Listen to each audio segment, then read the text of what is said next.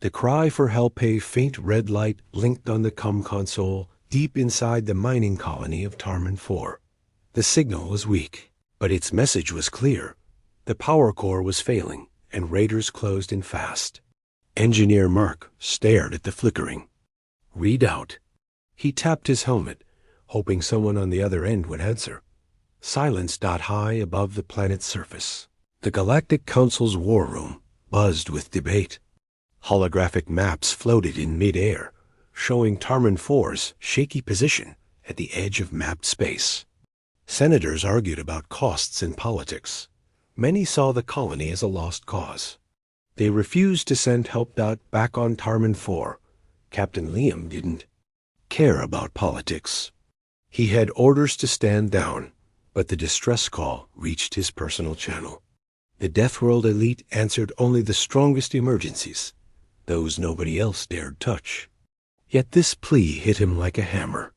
He switched off his comm speaker. "We move," he said. Within minutes, Liam's squad boarded their dropships. Commander Ava checked the gear. Armored suits built to withstand acid rain, plasma cutters, medkits. She glanced at Liam. "They need us," she said. He nodded. The engines roared, shaking the deck. Far below, Mark and a few miners huddled inside the reactor chamber. They jammed makeshift barriers against the rusted doors, hoping to keep raiders out. Elena, a veteran drill operator, held her brother's hand. Sparks flew from the station's broken circuits, and the air smelled of burning wires. No friendly fleet had come out suddenly. The sky erupted in light. Dropships pierced the clouds like silver arrows.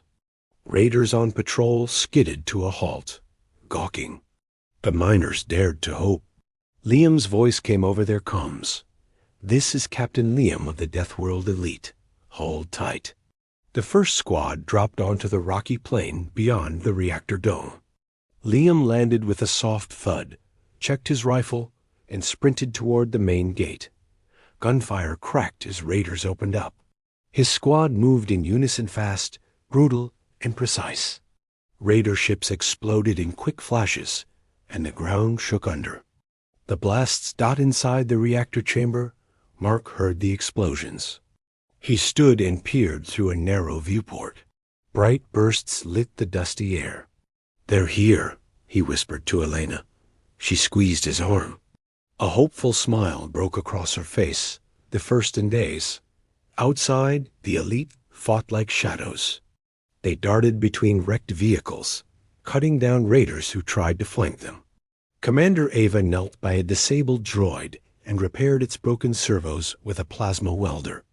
The droid sprang to life, turning its sensors on the retreating enemy.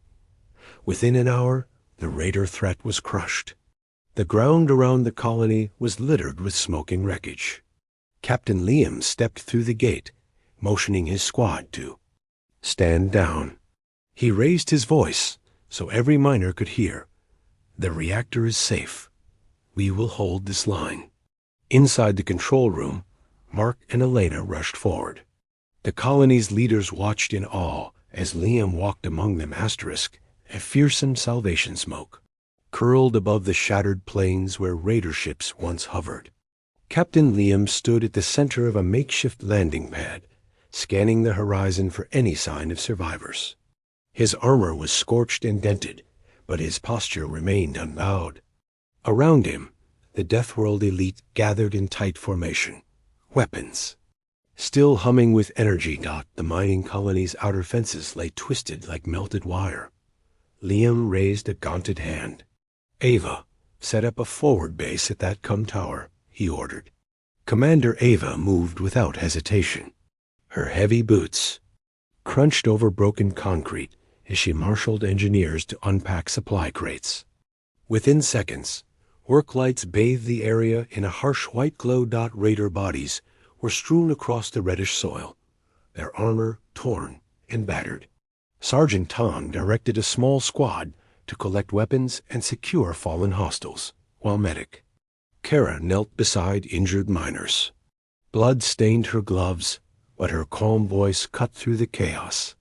"Stay still," I'll patch that wound, she told a collapsed driller named Raul. Inside the sealed reactor dome, engineer Mark and Elena worked against the clock.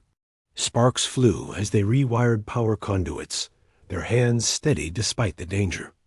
The core's stabilizer panel glowed a dull yellow, still critical, but within reach of repair. 30 seconds to coolant flush, Mark announced. Elena adjusted a dial, then stepped back. A low hum rose to a steady pitch, and the panel light blinked green. Back outside, a thunderous roar shook the ground.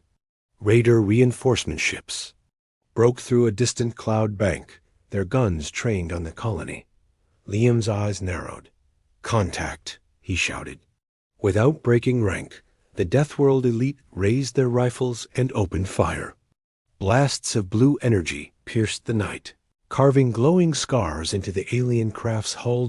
Mia, a sharpshooter with steady nerves, tracked one ship's engine flare. She squeezed the trigger, and the vessel wobbled before spiraling down in a crater of fire.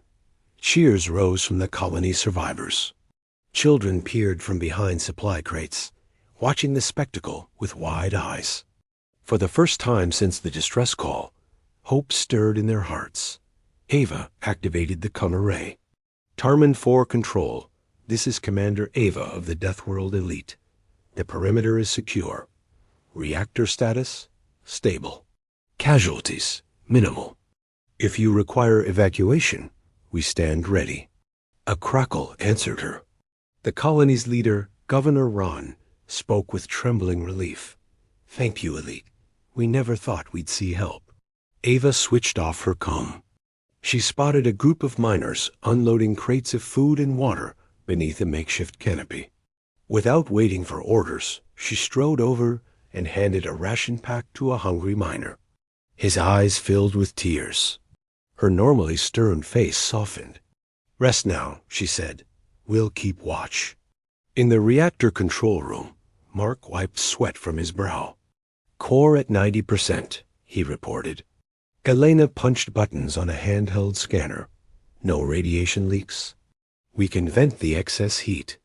She guided Mark to open a pressure valve, and a hiss of escaping steam echoed through the chamber. Liam arrived, just in time to see the final dial flip to green. He exhaled slowly.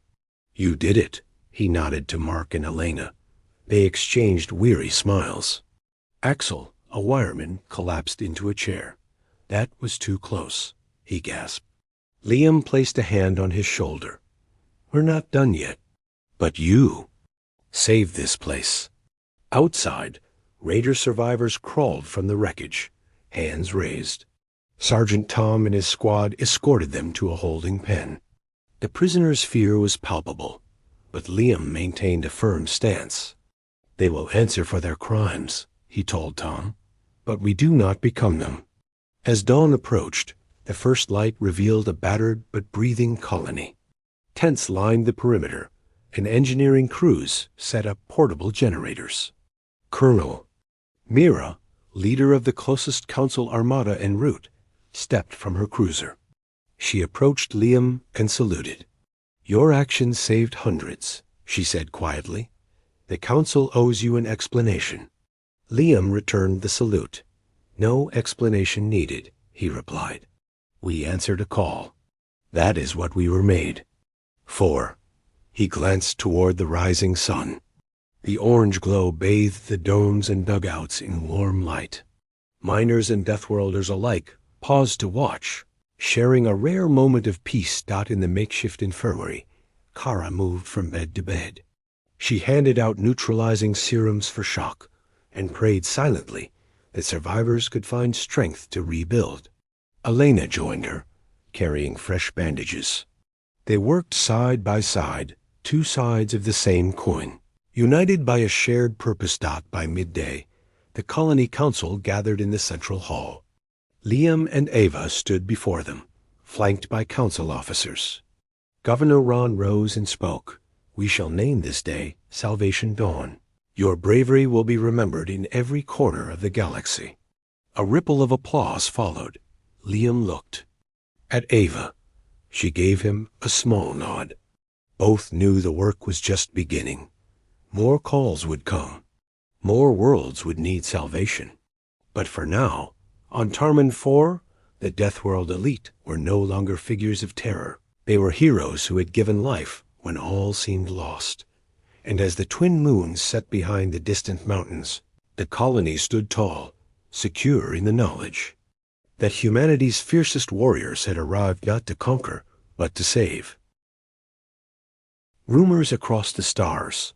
News traveled faster than any starship. Within hours of Tarman 4's salvation, subspace channels buzzed with whispers of human warriors who dared the deadliest worlds to rescue helpless colonies. Merchant captains swapped.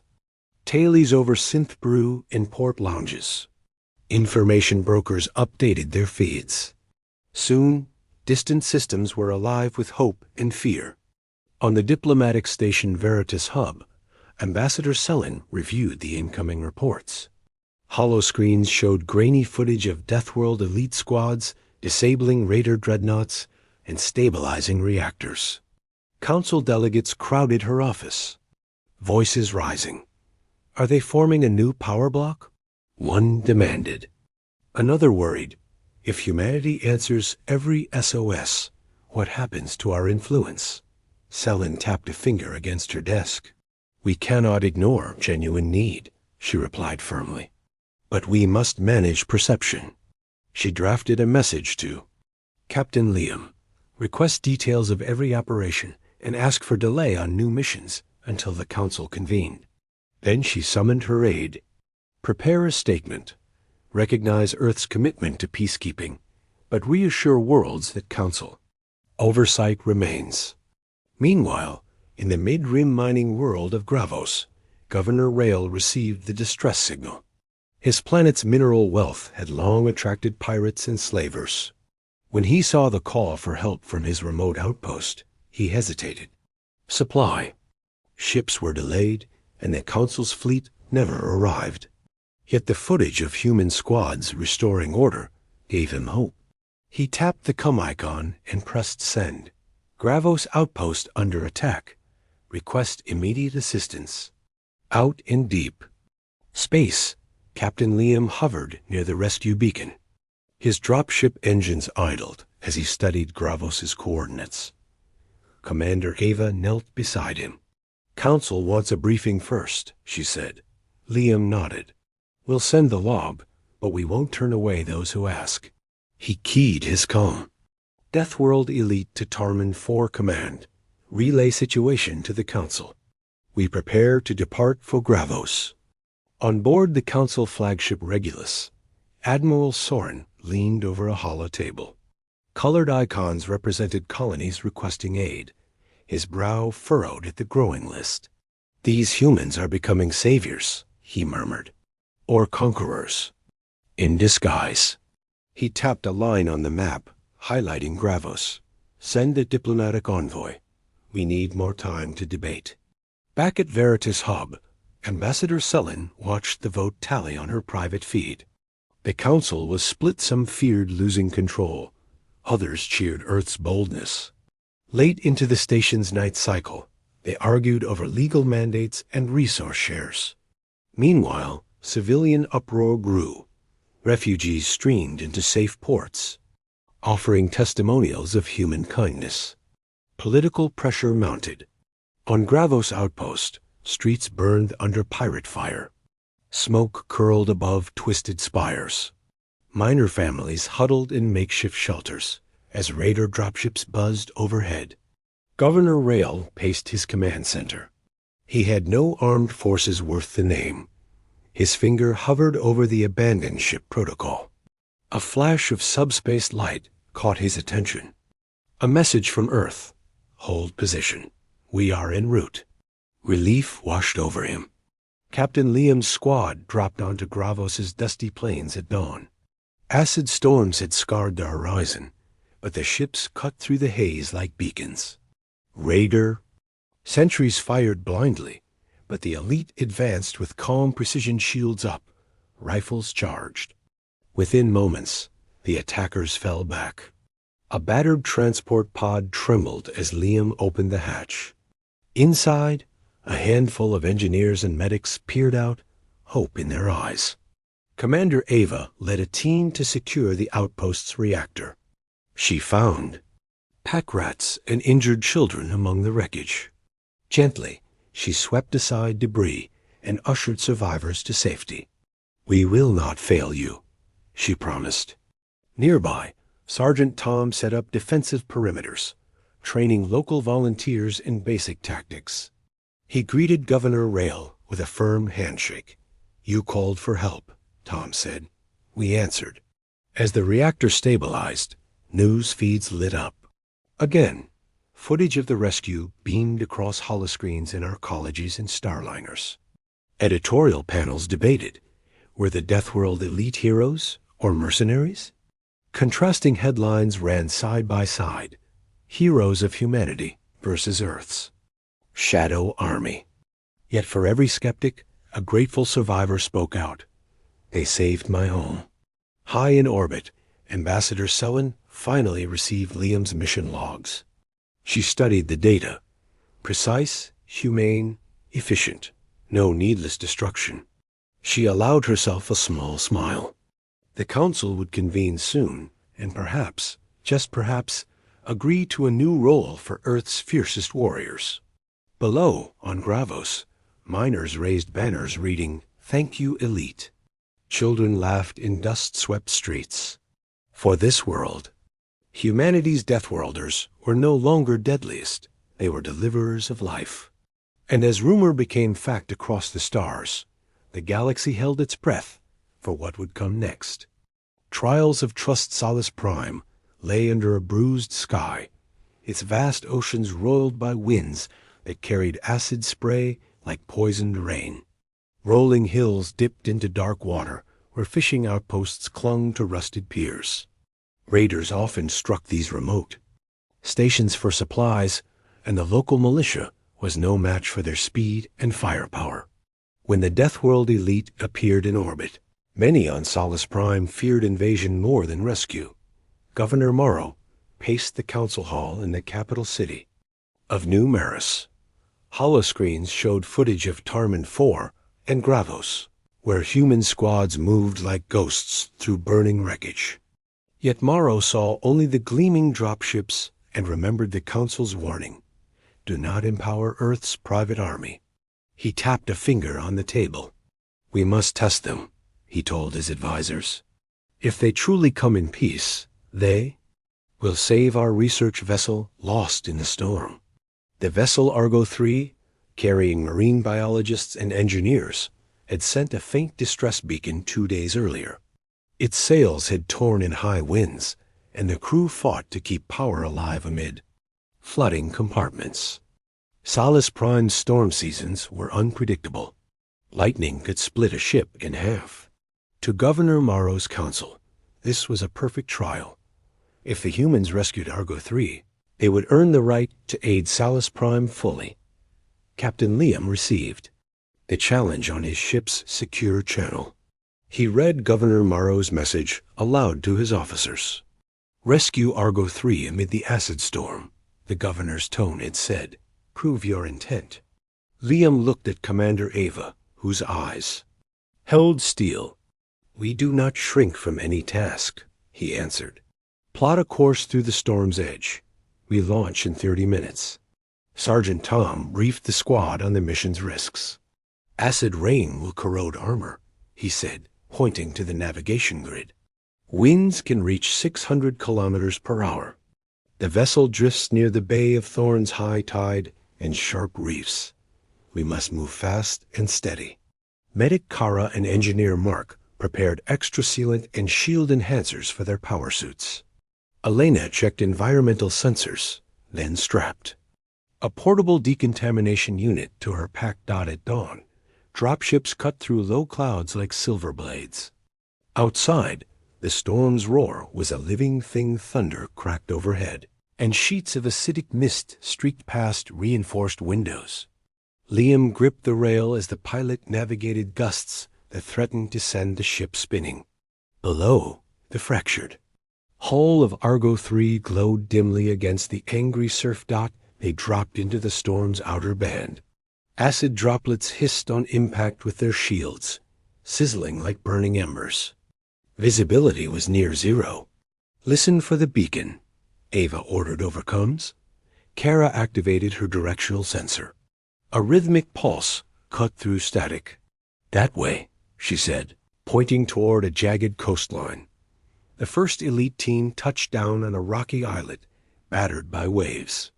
Liam led the way, rifle raised, boots slipping on slimy rock. Behind him, Mia scanned for dangers with her sniper module, picking off any flares of deadly lightning before they struck. Tom and Mark worked together to clear a path through Fallen. Beams and razor-sharp coral outcrops as the rain pounded their helmets. They found the research vessel wedged between two reefs, its side torn open, where waves had shattered a hull plate. Inside, half the crew huddled in the command module, water pouring in around their feet. Lead scientist Zoe tended to an engineer who had a deep cut on his arm. Their faces lit with both fear and hope as Liam's squad arrived. "Stay calm," Liam called, scanning the deck for structural weak points. "We have 30 seconds before another wave hits." Elena rigged a temporary bulkhead patch over the torn plate, her plasma welder glowing bright orange. The seal held just as a massive breaker slammed into the vessel, rocking it violently. Kara darted inside and applied a pain suppressant to the injured engineer, while Mark rerouted emergency power to the pumps. With the hull stabilized, Tom and Mia helped the crew climb onto reinforced stretchers. The acid rain had coated the deck in a thin film of corrosive water, so Ava deployed portable shields overhead, creating a safe corridor back to the landing zone. Each step was precarious, but the Deathworlders moved with practiced precision as the last scientist reached the dropship. A final lightning bolt struck the reef, crumbling it into the sea. The vessel shuddered, and a massive plume of spray shot skyward. Liam raised his hand.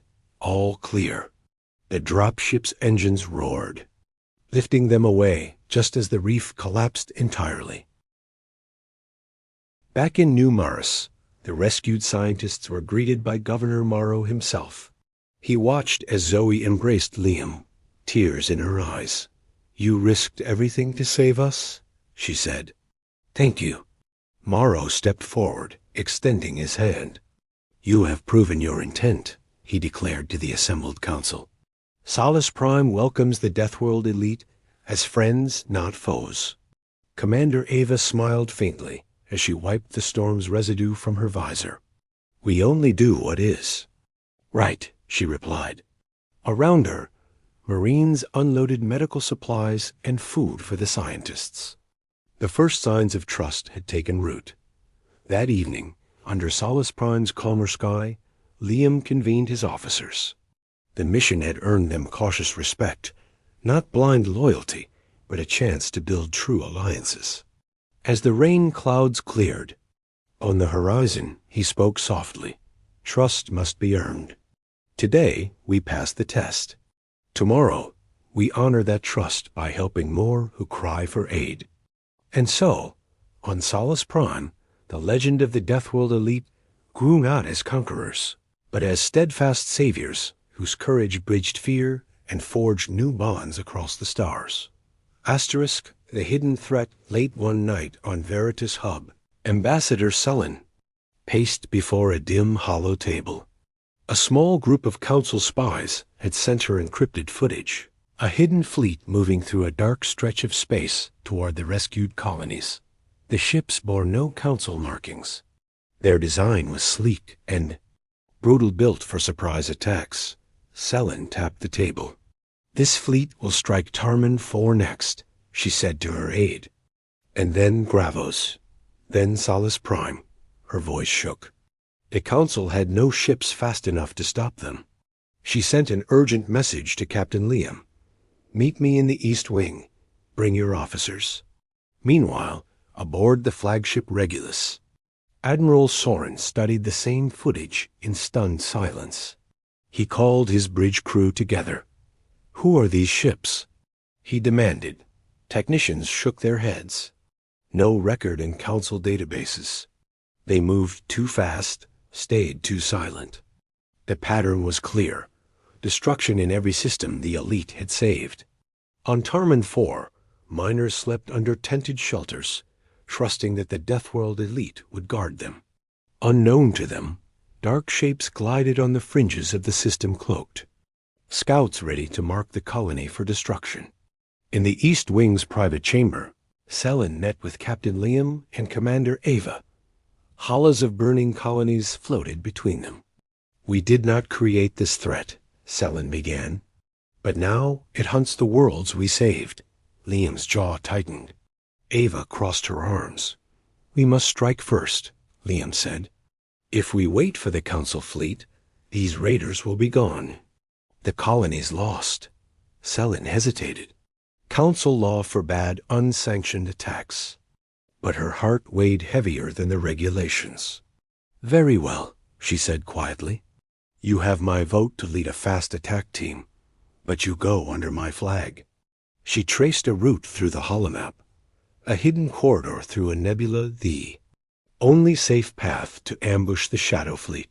That evening, in the cold depths of space, Liam's squad gathered at the lead dropship. Each warrior checked her gear, enhanced sensors, grapple lines, portable warp beacons. Engineer Mark fitted explosive charges to disable cloaking devices. Medic Kara loaded fast-acting stimulants. Commander Ava reviewed the strike plan. They slipped through the nebula's edge, warp engines humming low to avoid detection. Outside, their viewport, gas clouds shimmered in green and purple. Ahead, the enemy fleet lay in wait, a dozen dreadnoughts and support frigates, dark and silent. Liam signaled the drop. Fighters screamed past, drawing enemy fire. Mia's sniping lasers found the cloaking emitters on a frigate, knocking them offline. Ava led the demolition team onto the frigate's deck. Raider guards rushed them, but the elite moved like trained Ghost Swift strikes, radio quiet. Explosions ripped through the emitter rooms. The frigate's shields flickered and failed. Below, in the nebulous haze, Council cruisers emerged and joined the battle. Their broadside cannons carved arcs of light against the shadow ships. Admiral Soren, watching from the Regulus bridge, gave the order. "Escort the colonies if they ask. We fight as one." On Tarman 4, alarms blared as the colony's sensors picked up the firefight above. Miners ran to watch the sky. Bright bolts streaked through dark clouds.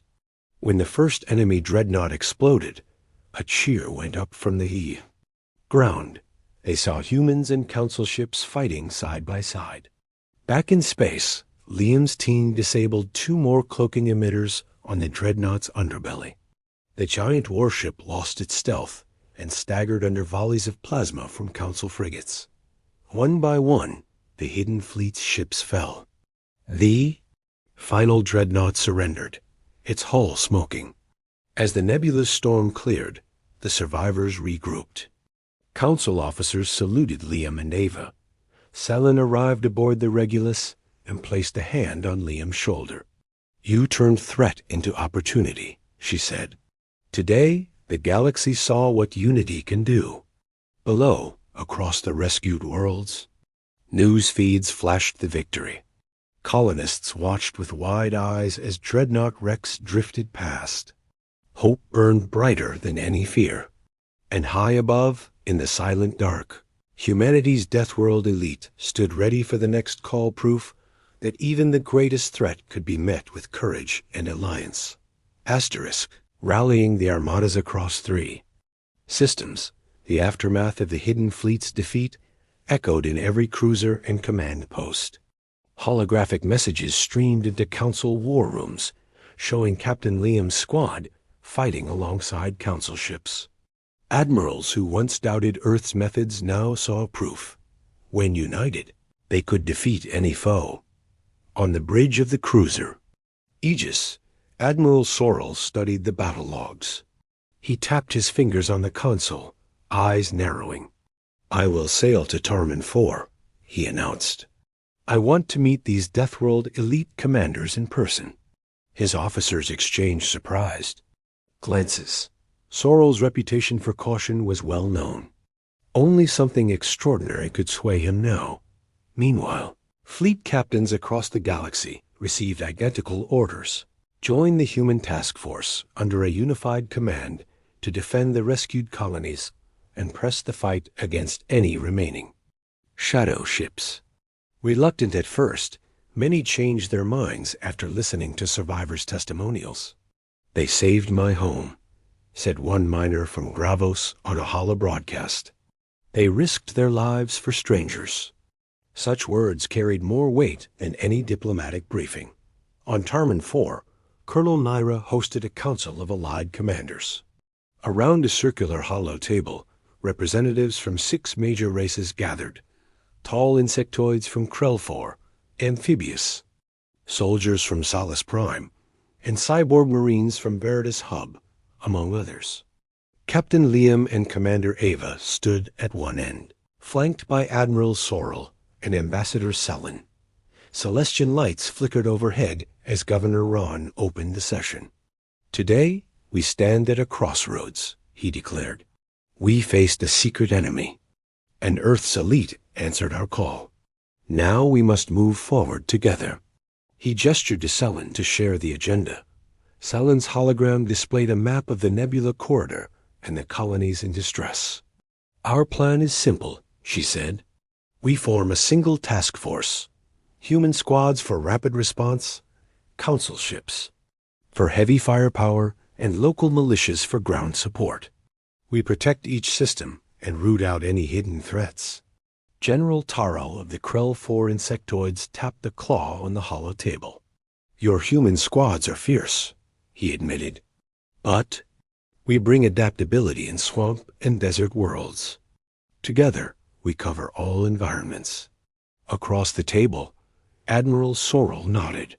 "Council dreadnoughts can hold enemy lines," he added. "We will share targeting data and supply routes." Commander Ava stepped forward with logistics plans. She outlined rapid deployment kits, medical outposts, and repair stations positioned near each colony. "We can shuttle resources faster than any single fleet," she said. "And each world will train its own volunteers to lighten the load." Multicolored icons appeared on the map, showing supply convoys crisscrossing star lanes dot as the meeting concluded. A unified banner materialized above the holotable: Interstellar Rescue Alliance. Each commander placed their hand on the table, sealing the pact. A cheer rose among the delegates. For the first time, humanity and council races stood as equals under one cause. Outside the hall, news feeds carried the announcement. On Gravos, miners paused work to watch screens as messages of solidarity poured in. On Solace Prime, children waved at docking shuttles marked with Alliance insignia. And on distant Veritas Hub, street markets bustled as volunteers signed up for training. Back on the Aegis Bridge, Admiral Sorrel turned to Captain Liam. "I misjudged you," he said quietly. "Today, we proved that trust forged in crisis can bind us forever." Liam offered a rare smile. "We only did what was right." As the newly formed armadas prepared to move out, the galaxy felt a shift in its balance. No longer divided by fear or politics, worlds rallied under a single hope: that whenever aid was needed, humanity and its allies would answer together. Part 7. A New Dawn will conclude this story in the next installment. Let me know when you'd like me to continue. A New Dawn, the Interstellar Rescue Alliance's armadas, steamed in formation above Tarman 4, their banners and insignias glowing against the pale blue sky. Below, the colonists gathered on a raised platform in the central plaza. Captain Liam and Commander Ava stood side by side with Governor Ron, Admiral Sorrel, Ambassador Selen, and General Taro. A hush fell over the crowd as Governor Ron stepped forward. His voice rang out clear and strong.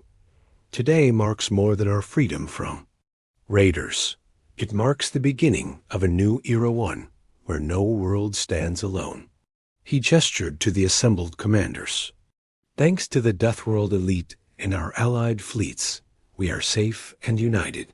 Liam felt a weight lift from his shoulders. Months ago, they had answered a single distress call. Now, every colony across 3 star systems knew they could rely on humanity's fiercest guardians and on each other. Yet he also remembered the losses and the fear that nearly consumed them all. He drew a deep breath, glad the end had come with hope rather than ruin. Commander Ava took the stage next. She spoke in measured tones, simple and sincere. We came here to rescue, and you welcomed us. We fought side by side and built trust through action. This alliance will stand ready wherever help is needed. She paused to let her words sink in, and the crowd erupted in applause, a thunderous wave of gratitude and relief. Below, children waved small flags bearing the Alliance emblem. Miners, engineers, and medics embraced the soldiers who had sewed them. Even the insectoid and amphibious allies mingled with humans, sharing food and stories beneath colorful tents. Liam caught sight of Engineer Mark, showing a local technician how to repair a power converter. Nearby, Medic Kara offered a gentle nod of reassurance to a wounded veteran who had traveled from Gravos to stand witness. High above, the Council flagship Regulus broadcast the ceremony to every major world. Diplomatic channels lit up with messages of congratulations. Worlds that had once sat on the fence now clamored to join the Alliance. Trade routes reopened, refugees returned home, and research missions resumed with new safety protocols in place. As the sun dipped behind distant mountains, Ambassador Sellen approached Liam and Ava. You have given the galaxy a gift, she said quietly. Not just protection, but hope. Liam shook his head. The gift was given to me. I saw what people do when they unite. That is worth more than any victory. Ava placed a hand on his shoulder. We all did our part, she replied. Together, they watched fireworks burst above the plaza, bright trails of green and gold lighting the sky. The crowd cheered as each explosion symbolized a world saved, a bond formed, and a promise kept. In that moment, Liam understood how far they had come. From a lone distress call on Tarman 4 to an alliance of planets, they had shown the humanity's Deathworld elite were more than warriors bred for battle. They were guardians of life. As the final firework faded, the commanders raised their joined hands. Their silhouettes stood against the starlit sky in a salute to what they had built together. On Tarman 4, under the watchful eyes of many worlds, a new dawn truly rose, one where fear gave way to unity, and where the saviors of the stars would forever stand ready to answer the next call for aid. Asterisk.